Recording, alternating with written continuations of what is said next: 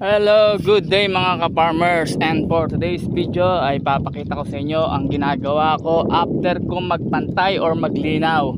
Dahil ang gamit ko ay makina, yung kuliglig, yun ang pinanlilinaw ko. Hindi may iwasan na yung mga tabihan ng pilapil ay mataas.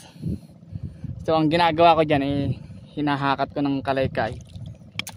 Bali last part na to, yung iba ay nahakat ko na. Titingnan nyo na pantay-pantay ko na.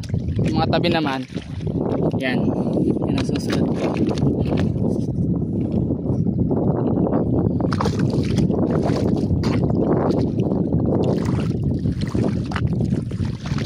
Ganyan lang.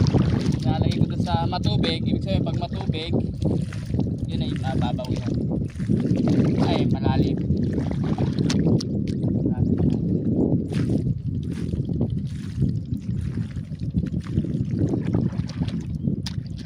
Araw ko na nga pala itong nalinaw kasi ito yung kauna-una kong nilinaw bago ako matapos tatlong araw na yun.